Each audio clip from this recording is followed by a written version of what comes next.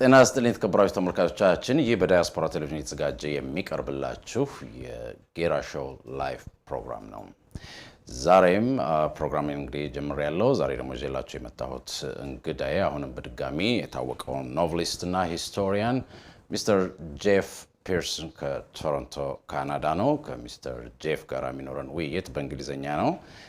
ምንወያይባቸው ቶፒኮች በቅርቡ በዛሬው ዕለት ያወጣውን በድብቅ የተካሄደ የዙም ሚቲንግን አስመልክቶ በተለያዩ ዲፕሎማቶችና እንዲሁም ፕሮሚነንት በሆኑ ኢትዮጵያውያኖች መካከል የተደረገውን ውይይት ዙሪያ እንነጋገራለን። አብራችሁ እንድትቆዩ በአክብሮት ጋብዛለሁ።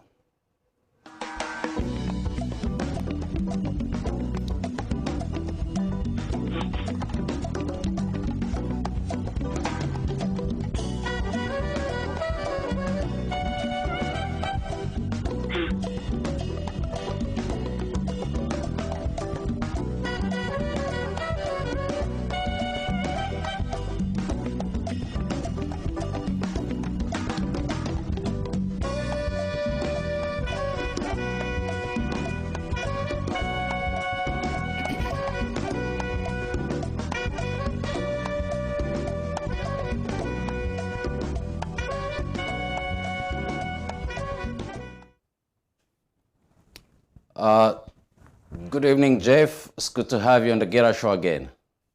Yeah, and I didn't think I'd be back this soon. I know you had a very long night and day, but I'll be very brief. Okay. I wanted to talk to you about the evidence that you recently released on your Twitter page about the secret Zoom meeting that was moderated by Professor Ephraim Isaac for some prominent Ethiopians and former ambassadors and current diplomats for the United States, Britain, and EU had this meeting looks like to overthrow the current Ethiopian government and establish a transitional government. Take us through that, please. What's going on? Yeah, it's quite remarkable because what you see in the meeting, which was a closed Zoom meeting, was Berhane Gebra Christos, who your viewers will remember as being one of the former ministers and then a TPLF official.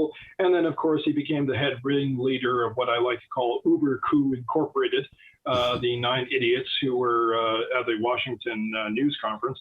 And they were taking him seriously. And here he was briefing seasoned diplomats, both current and former, in terms of his grand vision and the TPLF's grand vision for some transitional government.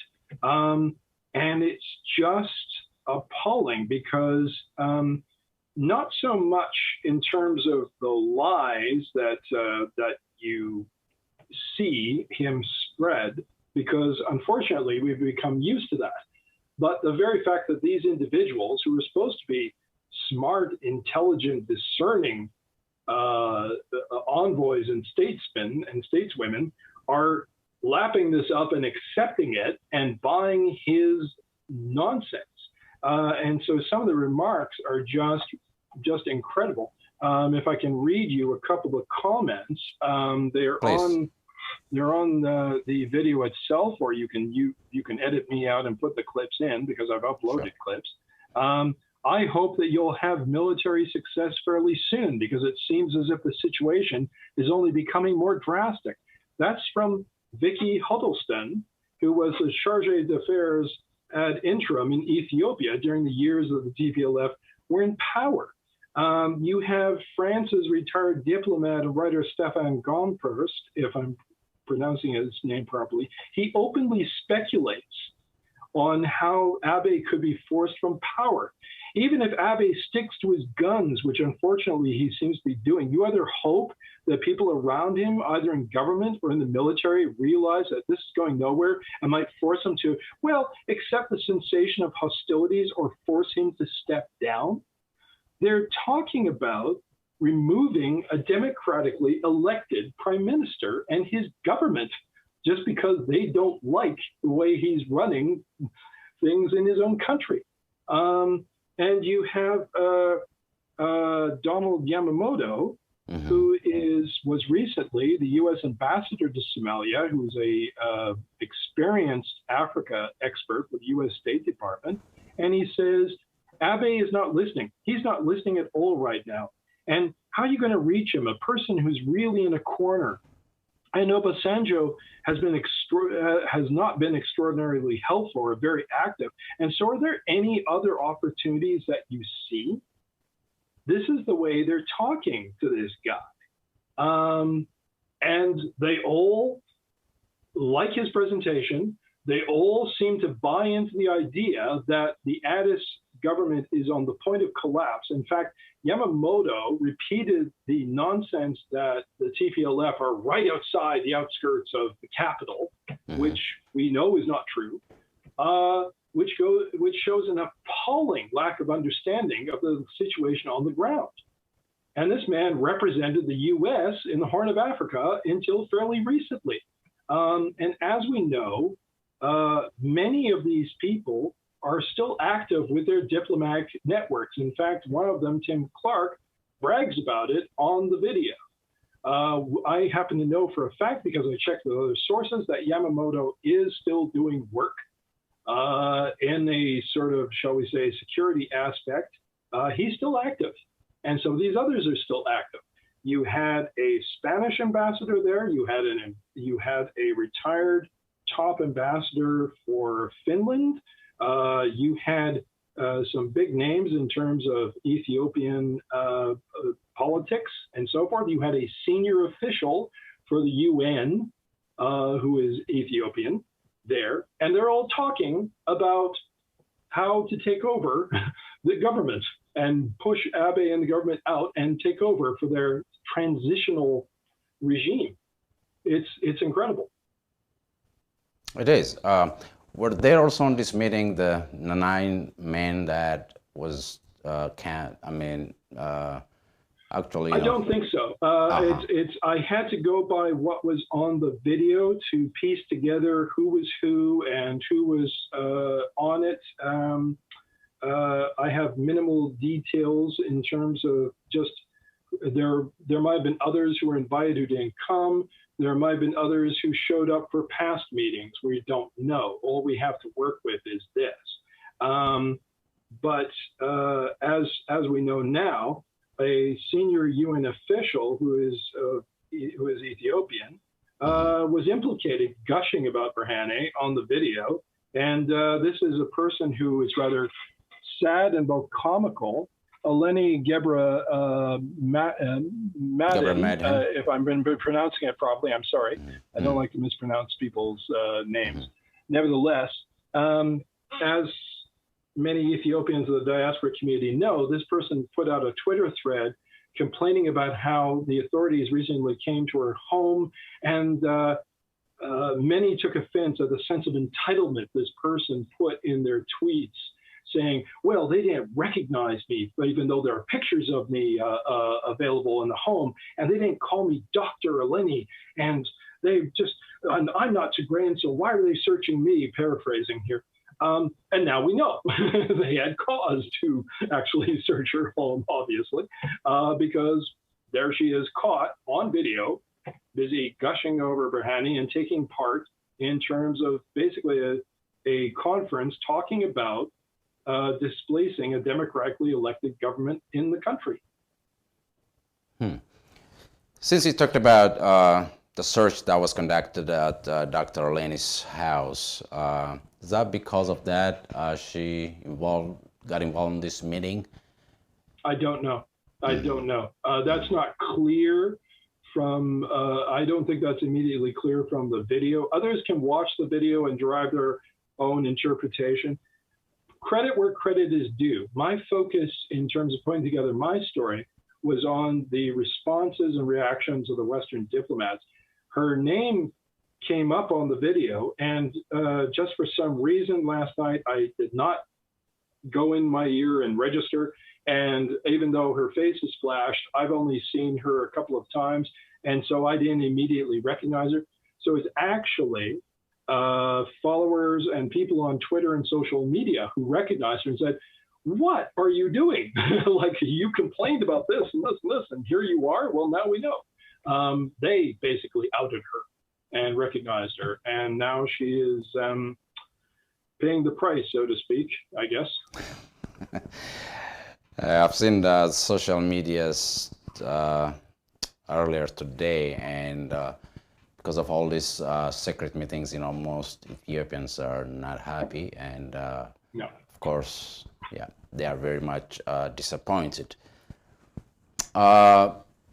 Let me tell you, I mean, they were mentioning that the current Ethiopian government is weak and doesn't have even more formal military force, and is using militias and such and such. And also we are hearing that, recently, since the Prime Minister himself went out to the battlefield, things are changing. I had a chance to listen to some medias. And do you have any current update, current situation in Ethiopia, other than these secret Zoom meetings? I try to check the situation on the ground, but I have not heard much myself from my sources. Again, we have to look at the video in context, because it's very important to, it's valuable for another reason, in the fact that you can see the type of propaganda and lies that are being pushed and peddled, and how they go over. And they're just yum, yum, yum, absorbed by people who you would think are learned, erudite people. And it's just astounding that they could accept this. Because on the one hand, you have two premises which contradict each other. One, the big sinister Ethiopia hegemon, the big state, has, in his words, sent Tigray back to the Stone Age and put it through genocide. Okay. Only about an hour later, he is busy babbling about how Ethiopian generals, there are no Ethiopian generals or officers worthwhile. They're all incompetent. Well, how do you reconcile the two? You're either this big, huge, all-consuming, sinister force that can commit genocide, but somehow you're led by an incompetent military hierarchy. Somebody please explain that to me, because it makes absolutely no sense. He claimed at one point, without any evidence at all, that Abiy had planned to start his invasion from Tigray on the very first day he got into office. As I've mentioned before in your program, I'm not pro-Abiy, I'm not anti-Abiy, I have no opinion on him whatsoever, I don't speak the language. And what's more, when I come to the country, I'm a guest. So the thing is, it's not my place to have an opinion on him. But how does he know what Abiy was planning on the very first day that he accepted office? And why would anybody be so gullible as to accept that kind of argument without proof, any evidence whatsoever? They claim that 5 forces encircled Tigray at the start of the war. No mention of the attack on the Northern Command. No mention of the thousands of casualties racked up. And you're listening, and you're listening, and you wait for at least even some shred of normalcy in terms of just a little bit of actual information sprinkled into the rubbish. I have a nastier word for it, but I assume this is a show where you'd like me to keep my manners and not swear. I have a better word for it. And there's nothing.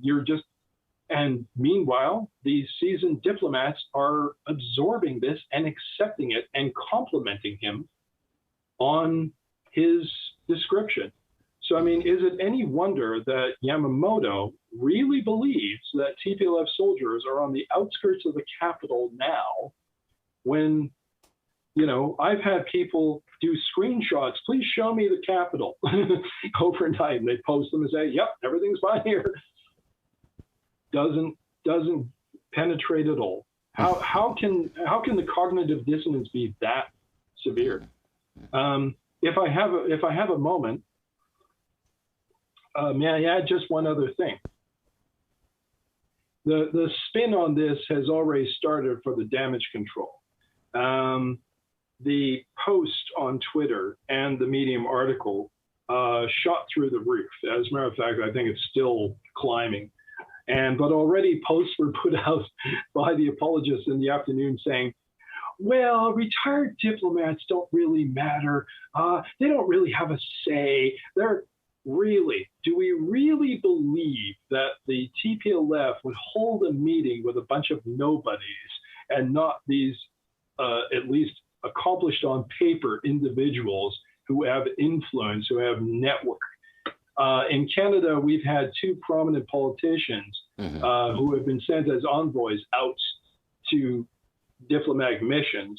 Bob Ray, Stephen Lewis, they're not names to the United States perhaps, but they're names to Canada. You have your own. I believe John Kerry, if memory serves, did something similar. Nelson Rockefeller, way in the past. You can think of your own American examples. So anybody who's naive enough to think, oh, well, they're just retired, they don't really count. That's spin. That's nothing to see here. Don't look over here. Don't look at what's going on. That's a shameless and kind of desperate attempt to marginalize the story. And I found myself tweeting something to the effect, again, I'll have to clean up my language, but I said, if some white Western jerk, just because some white Western jerk tells you this isn't important, doesn't mean that 110 million Ethiopians are going to accept that. They're going to decide for themselves what's important. And it's amazing that they still think, well, we'll decide what's important. No, I don't think so. I think Ethiopians are making this popular because they've decided it's important. So interesting. I want to take you back one more time to the Secret Zoom video. As you've seen it, you probably had a chance to see a lot of comments went out today by many Ethiopians and millions of Ethiopians praising you for this information. And would you mind telling us, how did you get to this evidence? I don't mind, but unfortunately I can't because that would betray the source. As you know, the largest story that I was sitting on, I had my audio digital recorder stolen from me, in which somebody put the audio online, and then that was the TPLF. In retrospect, their fingerprints now can be seen, and it blew up in their face because they didn't expect the reaction. So, and I've always taken the protection of sources very carefully. So I'm going to be very coy, and with my apologies, to not say anything about the source, which provided me the material, and leave it at there. It speaks for itself, really. And I uploaded the full thing with the source's permission so that people could make their own assessment. So it's not just clips and you take my word for it, but you can go, because the last time when my audio was stolen, whoever posted it played games with it and edited the material. They never posted the actual raw audio that exists, which I know for a fact because I have it. I can't release it because, again, it takes permission of the sources. In this case, however, I got permission of this source to upload the whole entire thing. And what's interesting is now apparently YouTube just sent me a notice that there's a privacy complaint, which is really? Yeah, which is amusing because, of course, it was uploaded in the interest of journalism, in the interest of letting the world know. And you're going to claim, oh, it's privacy. Really? Yet you were so quick to dump my personal property onto YouTube when it suited your purpose. So I encourage everyone, if you are watching this broadcast and if it's still available, by all means, download my audio, download my video rather, download even the clips that I cut from that video, and share them as you see fit. Spread the bounty, put it on your own channel, put it on Facebook, put it on Twitter, so it's widely available so that the light shines on them. It's the best disinfectant. True. And I completely agree about protecting your sources. And of course, the video went viral and was distributed to millions of people, I believe. I've seen it on all social medias earlier, but it looks like that somebody recorded it, somebody was attending the meeting, correct? All I can say is what I say in the story, it was a participant. It's pretty obvious it's phone cam footage, and they held it up to their laptop or screen or whatever and took it that way, and just monitor it that way while they took part in the meeting. Beyond that, I can't say, because I really want to keep my mouth shut and protect the source. That is true. But regarding the detail, would you be able to get also the list of these attendees? No, I had to, others seem to have rebuilt it, not only in terms of the names that I listed in my story, but the more prominent Ethiopians that were listed. Some I did hear their names, but my focus, again, being Ferengi, I felt like a Ferengi in this case, and I focused on the Western diplomats because I thought that was the angle. As I said, it was to the credit of those who watched of Ethiopian descent, whether in Ethiopia or in the diaspora, who said, "Oh, hey, that's Eleni. What the heck is she doing there?" And sadly as well, the thing is, one of the first shocks for me was Ephraim Isaac is moderating this talk, and he's a renowned scholar. He's a gentleman that I respect, and it's kind of disappointing to see him. He was a mediator on many occasions as an independent individual. Yeah. And, I think I have one of his books tucked away here somewhere. And so when he pops up on the screen, I'm going, really? And so that was kind of a shock to me too, because as you know, I mean, I study Ethiopian history, so it's sort of like, oh, okay, well, this is disappointing. Yeah, at the end on your article, he was asking to the international community, for help. Yeah.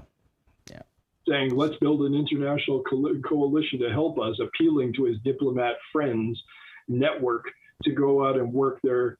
Now, if they are so marginal, if they're so, their views don't count, why would you invite them? Why would you waste 2 hours of your time briefing them? Does anybody really accept that sad Melba-Toast criticism? No. We know something else is going on. Yeah. Jeff Pearce, again, it's always a pleasure to have you on the Gera Show, and thank you very much for sharing this very important information. And as I promised earlier, I promised that I won't go more than 15 minutes with you because you haven't slept all night. And thank you again for your time. But if you want to say anything else, let me give you that chance and wrap up our program. Very quickly, because you were very kind in terms of, and here I am going over and abusing your time. But the fact of the matter is that just today, it was pointed out to me a column on BBC by Andrew Harding, a correspondent for the BBC in Johannesburg, who I saw yesterday on a BBC report talking about Ethiopia, even though he's more than 5,000 kilometers away. And Andrew Harding made a disparaging reference to conspiracy theories in how this is, and this is the new dismissal. This is the best dismissal that they have, that we're all wearing tinfoil hats and conspiracy theories. Well, now we have a smoking gun. We have the video. We have faces. We have comments. We have personalities. We have their careers. We know who's talking to the TPLF behind closed doors. One wonders what the actual acting diplomats and representatives from the State Department are saying. If these are the retired team with some active, what else are they saying?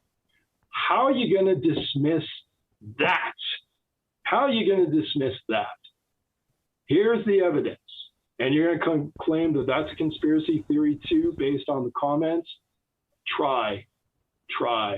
Ethiopians are very intelligent people. They can make up their own minds, and they're going to reject that kind of rubbish argument, and so do I. Jeff, it's a pleasure to have you again. Thank you very much. And we'll hope to see you again. Thanks a lot. ተመልካቾቻችን እስካሁን ስትከታተሉ የቆያችሁት ከታዋቂው ኖቨሊስት እና ሂስቶሪያን ከጄፍ ፒርስ ጋር currently ሪሊዝ ባደረገው ኤቪደንስ ዙሪያ ነበር የተነጋገርነው። ሁላችሁም በጣም ጥሩ ጊዜ እንዳሳለፋችሁና ጥሩ ኢንፎርሜሽን እንዳገኛችሁ እርግጠኛ ነኝ። አሁንም በድጋሚ በእናንተ ተከበራችሁ ተመልካቾቼና እንዲሁም በዲያስፖራ ቴሌቪዥን ስራ ባልደረቦቼ ስም ሚስተር ጄፍ ፒርስ ሾርት ኖቲስ ወስዶ ጥሪያችንን አክብሮ ወደ ጌራ ሾው ብቅ ስላለልን ከልብ እያመሰገንኩ ፕሮግራማችንን በዚሁ እናጠቃልላለን። ለኛ አስተያየትና አንዳንድ ነገር ማድረስ የምትፈልጉ በድረገጽ አድራሻችን www.dtv-tv.com ውስጥ በመግባት ወይም ጌራ ሾውን ፌስቡክ ላይ ፈልገው ላይክ በማድረግና ቤተሰብ በመሆን አሊያም ደግሞ ከስክሪናችን ስር የምታዩትን ሊንክ ዩቲዩብ ሊንክ ላይክ እና ሰብስክራይብ በማድረግ ታደርሱልን ትችላላችሁ። እስካሁን ስለተከታተላችሁን ከልብ እያመሰገንኩ ደህና ሁኑ እላለሁ።